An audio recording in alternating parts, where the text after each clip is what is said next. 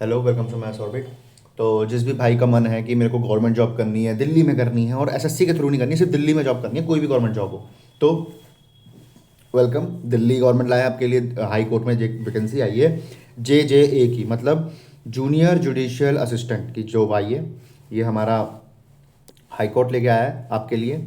और इसकी एक ख़ास बात ये है कि ये सिर्फ दिल्ली की जॉब है, दिल्ली हाई कोर्ट के अंदर है। कहीं आपको बाहर ट्रांसफ़र नहीं होगा, कुछ नहीं होगा। और डेस्क जॉब है, जूनियर जुडिशियल असिस्टेंट की जॉब है। ये इसकी जो कल से इसके फॉर्म निकल रहे हैं, 4 तारीख से, आज 3 तारीख है जिस दिन मैं वीडियो बना रहा हूँ। ओके, तो आप बिल्कुल लेट मत करना क्योंकि ये ज़्यादा टाइम नहीं देगा। सिर्फ 27 तारीख इसकी लास्ट डेट है। ठीक है, फीस पे करने, देखो, करेक्शन की 27 लास्ट डेट है और फॉर्म की लास्ट डेट 23 ही है, 23 फरवरी ही इसकी लास्ट डेट है। तो ज़्यादा लेट मत करना, जितना जल्दी हो सके उतना जल्दी फॉर्म भर देना।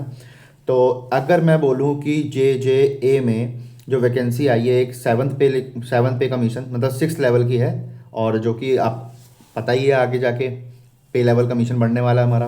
तो इसमें जनरल की वैकेंसी है 62, EWS की वैकेंसी है आपकी 12, और OBC में आपकी है NCL में सिर्फ 44, SC ST में 20 और 14। ठीक है, और टोटल आपकी जो वैकेंसी निकलने वाली है वो आपकी है 152। ओके, एसेंशियल क्वालिफिकेशन क्या होने वाली है इसमें भाई? आपको ग्रेजुएट होनी चाहिए। मतलब अगर आप ग्रेजुएट हो तो भाई आप बहुत अच्छी बात है। और आपकी स्पीड 35 होनी चाहिए कंप्यूटर पे। एक तरह से डेस्क जॉब होगी, आपके पास अपना PC होगा। और जिन दिन इसकी लास्ट डेट है, मतलब 23 फरवरी की लास्ट डेट है, उस दिन आपकी क्वालिफिकेशन पूरी होनी चाहिए, अदरवाइज आप बाहर हो। ठीक है, तो आपको इतना पता होना चाहिए कि भाई फॉर्म के टाइम पे आपकी पूरी क्वालिफिकेशन पूरी होनी चाहिए। अच्छा, अगला मोड ऑफ सिलेक्शन, पेपर में कैसे आप सिलेक्शन ले पाओगे? तो इसमें बेसिकली 4 राउंड होने वाले हैं। पहला राउंड है आपका क्वालिफिकेशन स्टेज, इसमें आप प्रीलिम्स होने वाला है। प्रीलिम्स में क्या क्या होगा? 120 क्वेश्चन होंगे आपके। ठीक है, और 120 क्वेश्चन होंगे और 120 मिनट मिलेंगे आपको। पहला जो पेपर होगा वो है 45 क्वेश्चन होंगे, 45 मार्क्स के, इंग्लिश और कॉम्प्रिहेंशन में। वही नॉर्मल बेस है आपका। ठीक है, नॉर्मल इंग्लिश है हमारी, ग्रामर वोकैब वगैरह ये हर एग्ज़ाम के लिए सेम है। बात आती है GK। देखो, GK आएगा ना जब इस लेवल पे तो अच्छा पूछा जाएगा। क्यों पूछा जाएगा? देखो, इसमें खुद भी लिखा हुआ है, general awareness, knowledge and current affair events. अब देखना इसके अंदर क्या क्या है। सबसे पहले तो आपको साइलेंट फीचर ऑफ कॉन्स्टिट्यूशन, भाई पॉलिटी रटा होना चाहिए आपको। अगर जुडिशियल का कोई भी पेपर दे रहे हो ना, आपको पॉलिटी, खासकर फंडामेंटल राइट्स, फंडामेंटल ड्यूटीज़, ये मुंह पे टिप्स पे होने चाहिए। ठीक है, इंडियन जुडिशरी आपको आनी चाहिए। Sports and games and art, ये बाकी नॉर्मल जो GK है, स्टैटिक GK, ये पूरा है। ठीक है, इस चीज़ का ध्यान रखना, जितने भी करंट अफेयर के क्वेश्चन आएंगे वो सब ज़्यादातर जुडिशियल से रिलेटेड होंगे, जुडिशियल और इंडियन नेशनल पे। ठीक है, तो इस चीज़ को बिल्कुल भी मिस मत करना। रीजनिंग हर एग्ज़ाम की तरह बेसिक होगी।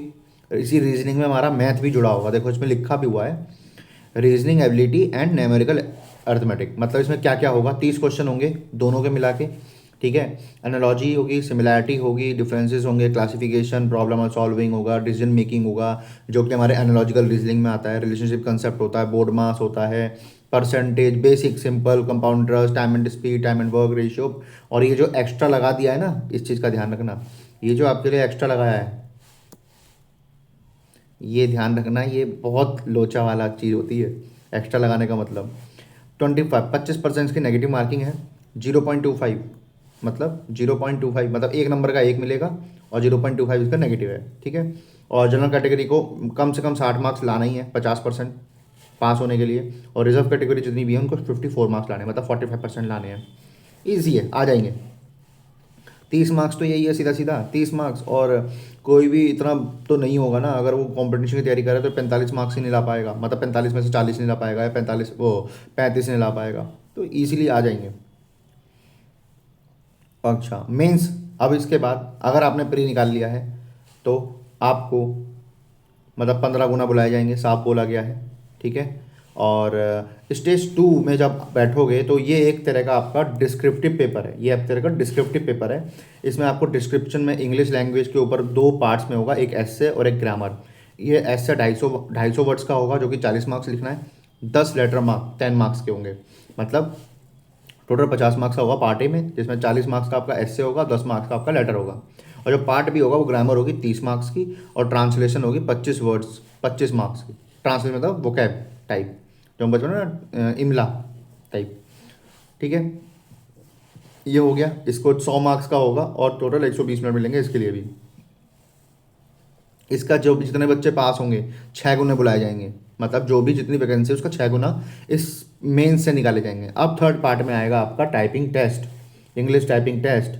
और इस टाइपिंग टेस्ट में आपकी कम से कम 35 पर मिनट की होनी चाहिए। भाई देखो, अब जो जितनी वैकेंसी ज़्यादातर आ रही है सब में कंप्यूटर मैंडेटरी कर रहे हैं, तो आप अपने टाइपिंग स्पीड अच्छी रखो।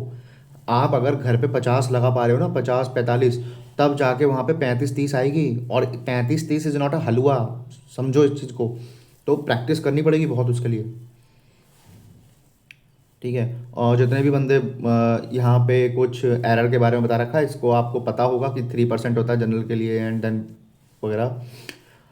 फोर्थ पार्ट है सबसे टफ पार्ट, जिसको देखते ही भाई भाग जाता है अच्छा खासा बच्चा, कोई भी बच्चा भाग जाता है। और भाई जुडिशरी का इंटरव्यू होने का मतलब है बहुत बढ़िया होना।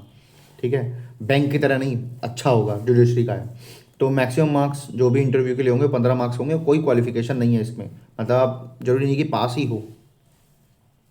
ठीक है, अगर अब ये कुछ इंपॉर्टेंट नोट है, ये चीज़ ध्यान रखना।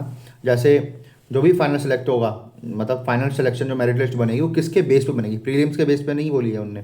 उनने बोला है जो जो भी होगा वो स्टेज सेकंड मतलब मेंस, और स्टेज थर्ड इंटरव्यू ओनली, मतलब स्टेज 1 और टाइपिंग टेस्ट के बेस पे क्वालिफाई, सिर्फ क्वालिफाई इन नेचर है। आपको इतना ध्यान रखना है, स्टेज 2 और स्टेज 4 में आपको अच्छे नंबर लाने हैं ताकि आप मेरिट में आ पाओ। ठीक है, और वो बच्चे जिनका बराबर आ जाए, टाई हो जाए, तो वो तो पता, आपको पता ही है कि जो ज़्यादा एज में बड़ा होता है उसको प्रेफरेंस देते हैं। और टोटल मार्क्स ऑफ स्टेज 2 में अगर उन एक के ज़्यादा हैं, ए बी के, मतलब एक ए है और एक बी है, अरे यार, एक ए है और एक बी है। ठीक है, ए पेपर सेकंड है, पेपर सेकंड में एक बच्चा ले आया 100 में से मान लो 80, तो दूसरा लाया 70, और दोनों के बराबर आए हैं, फाइनल कट ऑफ में बराबर आ रहे हैं, तो इसको प्रेफरेंस दी जाएगी। मान लेता हूँ यहाँ पे भी दोनों के बराबर हैं, तो स्टेज 4 में इंटरव्यू में नंबर देखे जाएंगे, स्टेज 4 में इंटरव्यू में नंबर देखे जाएंगे। मान लेते हैं 15 में से इसके 10 आ गए और इसके 8 आ गए। ठीक है, चलो ये भी बराबर आ गया, ये भी 10 10 आ गए। तो एक लास्ट है आपका, जो आपका DOB। अब डेट ऑफ बर्थ थोड़ी बराबर हो जाएगी भाई, सेम डेट ऑफ बर्थ थोड़ी हो सकती है। तो छोटाई बड़ाई के हिसाब से जो भी बड़ा होगा उसको जॉब मिल जाएगी। तो इस चीज़ का ध्यान रखना है। टाइम से पहले वैकेंसी का फॉर्म भर देना, क्योंकि बाद में सिर्फ एक यार मैंने छोड़ दी, या मेरे से रह गया, या मैं लेट हो गया, वेबसाइट नहीं चलती। दिल्ली की पोस्ट में वैकेंसी में आप कभी भी निकलेगी, एंड मौके पे वेबसाइट नहीं चलती, आप DRSS भी देख लो। ठीक है, तो देर बिल्कुल मत करना, टाइम से फॉर्म भर देना। Thank you so much.